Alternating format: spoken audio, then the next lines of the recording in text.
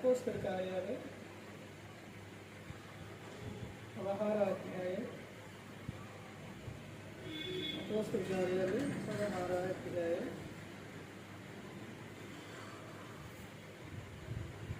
11వ వచనం.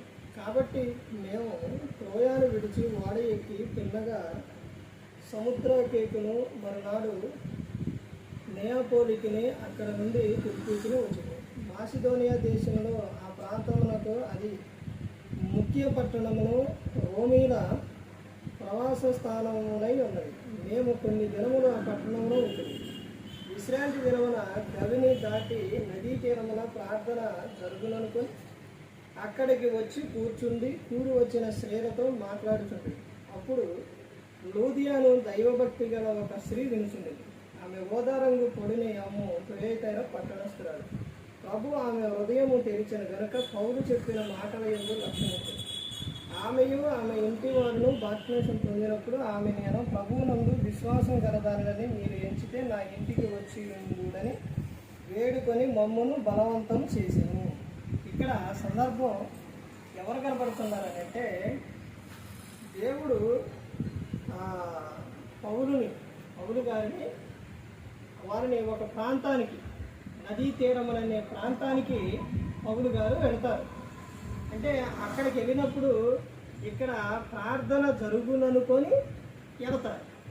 వెళ్ళినప్పుడు అక్కడ ప్రార్థన జరుగుతున్నప్పుడు అక్కడ ఒక స్త్రీ ఉంది కదా, ఆమె పేరు ఏంటంటే లూదియా. ఆమె తుయతైర పట్టణస్తురాలు. ఆమె వృత్తి ఏంటంటే ఓదారంగు పొడిని అమ్ముకోవాలి.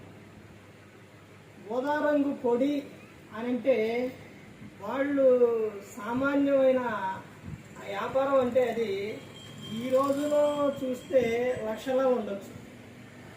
అది ఎవరు వేసుకుంటారంటే, ఓదారంగు బట్టలు ఎవరు వేసుకుంటారంటే వాళ్ళు వేసుకుంటారు, ధనవంతులు వేసుకుంటారు. ఆ పొడిని అమ్మే ఆమె అయితే ప్రభువారు ఏం చేశారంటే ఆమె హృదయాన్ని తెరిచారు. ఎప్పుడైతే ప్రభువారు హృదయం తెరిచారో ఈ లూదియా ఏం చేసిందంటే పౌలు చెప్పే ఆ మాటల యందు లక్ష్యం ఉంచింది. ఆ మాటల యందు లక్ష్యం ఉంచి ఆమె ఏం చేసిందంటే విశ్వాసం కలిగారు. ఆ మాటలు దేవుని విశ్వాసం ఎలా కలిగిద్దంటే వినుట వలన కలిగింది. వినుట వలన విశ్వాసం కలిగింది. ఏ మాట వలన కలుగునంటే క్రీస్తు మాట వలన విశ్వాసం కలిగింది. ఇప్పుడు ప్రభు అంటే పౌలు గారు ప్రభు మాటలో చెప్పినప్పుడు ఆమె విశ్వాసం కలిగి ఆమె ఏం చేసిందనంటే, ఇక్కడ ఏమని చెప్తున్నారంటే, ఆమెయు ఆమె ఇంటి వారును బాప్తిస్మం పొందినప్పుడు ఆమె నేను ప్రభువునందు విశ్వాసం కలదానని మీరు ఎంచితే నా ఇంటికి వచ్చి ఉండుడని వేడుకొని మమ్మల్ని బలవంతం చేశారు. ఎప్పుడైతే ఆ వాక్యం ఏందో వెళ్ళిపోయింది, ఇంటి వారికి బాప్తిస్మం ఇచ్చి అంటే బాప్తిస్మం పొందారు. తర్వాత పొంది ఎక్కడికి వచ్చింది, మళ్ళీ పౌలు గారి దగ్గరికి వచ్చి మేము విశ్వాసం కలిగి ఉన్నామో లేదోనని మీరు వచ్చి చూడండి, మా ఇంటికి రాండి అని బలవంతం చేస్తున్నారు. అంటే ఆమె యొక్క ఆలోచన ఏమిటంటే, మేము ప్రభువుని నమ్మాము, మేము విశ్వాసం కలిగి ఉన్నాం, బాప్తిస్మం తీసుకున్నాం అంటే మేము ఇప్పుడు ఏ విధంగా దేవుల్లో ఉన్నామో మీకు తెలియాలంటే మీరు మా ఇంటికి వస్తే తెలుస్తుంది అని ఆమె ఏం చేసింది, పౌలు గారిని పిలిచిందండి, బలవంతం చేసిందండి. అలాగే ప్రతి ఒక్క స్త్రీ కూడా దేవుని పట్ల విశ్వాసం కలిగి ఉన్నప్పుడు ఆ కుటుంబం దీవించబడుతుంది, దినదినము అభివృద్ధి చెందుతుంది. ప్రతి ఒక్క విషయంలో కూడా కుటుంబం వర్ధిల్లాలి అని అంటే ప్రార్థన ఉండాలి, వాక్యం ఉండాలి, మంచి ప్రవర్తన కలిగి ఉండాలి. ప్రార్థన వాక్యం మనల్ని ఏం చేస్తాయంటే, ప్రార్థన అర్థం ఏంటంటే, ప్రార్థన అనగా ఏంటంటే దేవునితో మాట్లాడడం, వాక్యం ఏంటంటే దేవుడు మనతో మాట్లాడడం.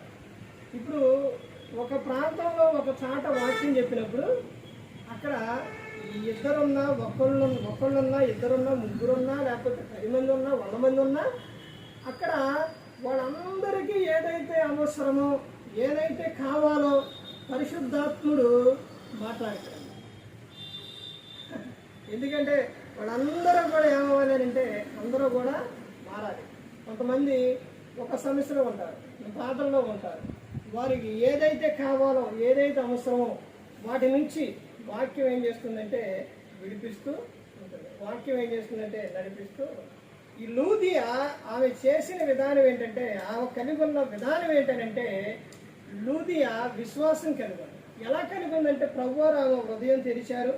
ఆమె వాక్యం విని విశ్వాసం కలిగి ఇంటికి వెళ్ళి ఇంటి వారికి అందరూ మొత్తం రక్షణ పొంది బాప్తిస్మం పొంది తర్వాత వారు మేము విశ్వాసం కలిగి ఉన్నామో లేదో వచ్చి చూడాలి. అంత భక్తి కలిగిన ఆమె మళ్ళీ మామూలు వ్యాపారం కాదు, గోదారంగు పొడి అమ్ముకునే ఆమె.